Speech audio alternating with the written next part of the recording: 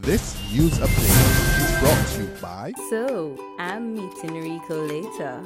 Gotta check in with the girls, but first, let me check my usage on the MyLime app. Now, what should I wear? Hashtag sexy. He's here.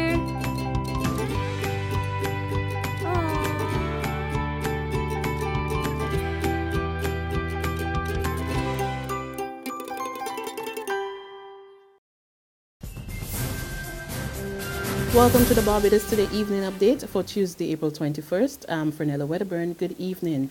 If Attorney General Adriel Brathwaite has his way come next year, there will be a significant dent in the number of young people incarcerated at the Government Industrial School at Dodds. Addressing the first national conference on juvenile justice at the Lloyd Erskine Sandiford Center this morning, Brathwaite made it clear that the system will see major legislative and structural changes in the coming months.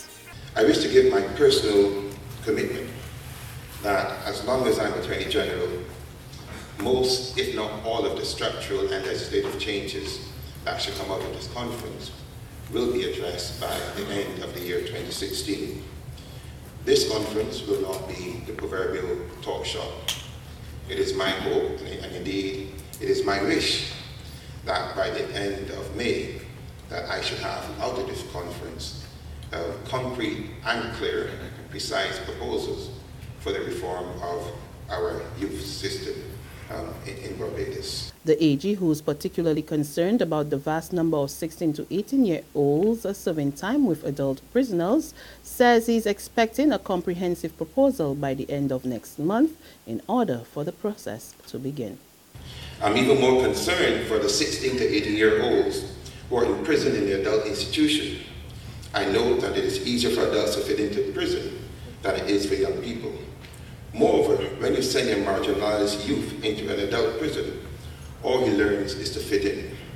What society then receives back is an adult whose only family or whose family values has been indoctrinated by adult criminals.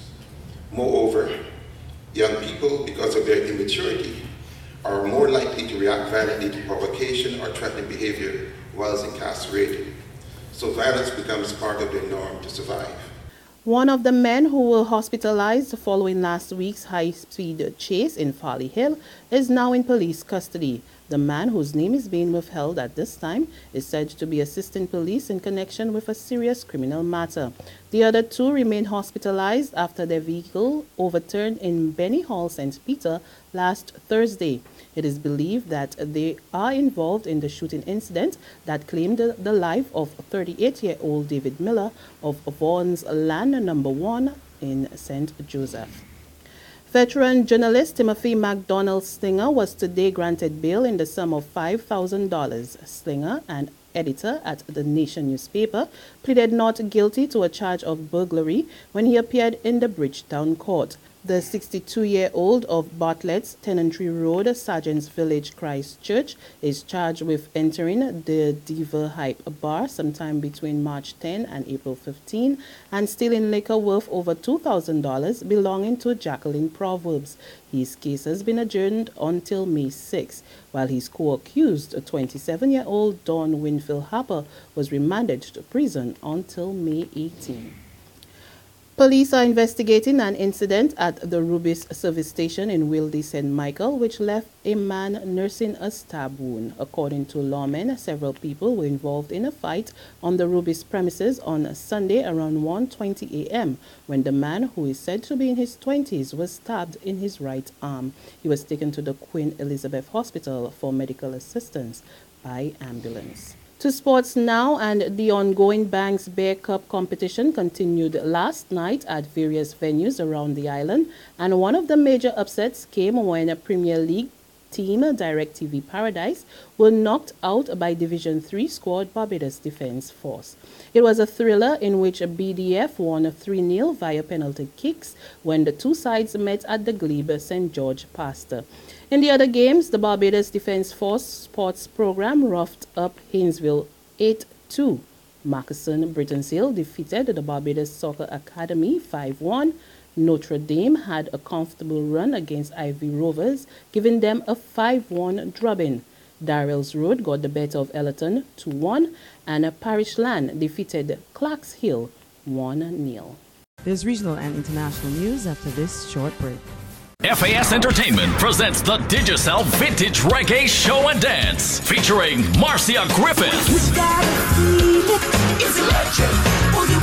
Gabby Thompson, It's a miracle. Fab Five, I'm the man they call Sweet. Boris Gardner, I wanna wake up with you. Leroy Gibbons, Magic moment. Shaka Demus and Pliers, Admiral Tibet, plus Biggie Irie and Super Ruben. MC Admiral International, the Digicel Vintage Reggae Show and Dance. Friday, April 24th, Garfield Sobers Gymnasium. Showtime, 9 p.m. Secure your future, be financially strong. Since 1983, we have been there for you. A smart range of products, great tax benefits.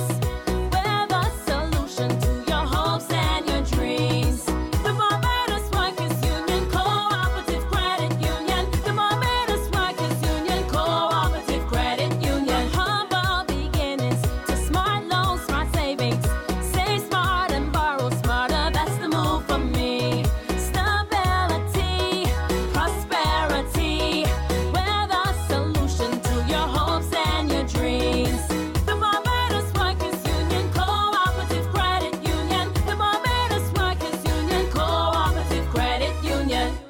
A test of character, a test of focus, a test of will, a test of resilience, a test of courage. Barbados, the test is on. West Indies, England, May 1st at the Mecca. Tickets $30, $40, $50, and $60. It's on. You, Barbados is on. We pick up in Trinidad, where nurses on the maternity ward at Port of Spain's General Hospital say they've had enough following a number of violent attacks against some of their colleagues. More in this TV6 News report.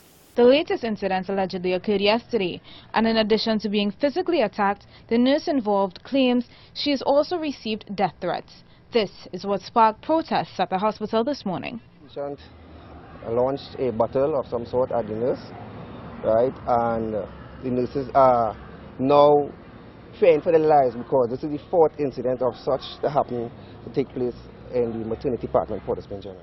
Another alleged incident that led to a nurse being trapped and beaten between these two vending machines in February has left her on sick leave.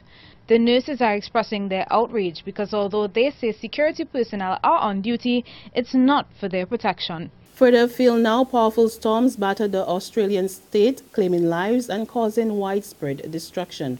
3 people lost their lives in northern Sydney, one of the worst affected areas where heavy flooding have washed away homes. Some 215,000 homes are without power in Sydney and across New South Wales, with weather officials putting the country on alert for more heavy rains. And finally, gun salutes rang out in London today to mark the Queen's 89th birthday. A 41-gun salute was fired at midday in Hyde Park, with a 62-gun salute following from the Tower of London. And it could happen all over again within a matter of days, as Britain's royals eagerly await the newest addition to the family. That's our news update for this evening. We will be back again tomorrow morning. Until then, remember you can log on to www.barbadostoday.bb, subscribe to our e-paper, email updates, or like us on Facebook.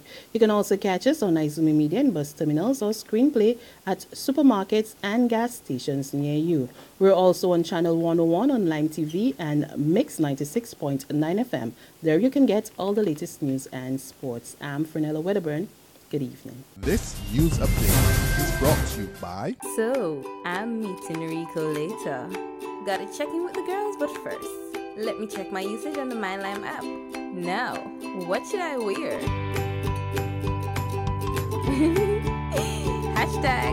#sexy.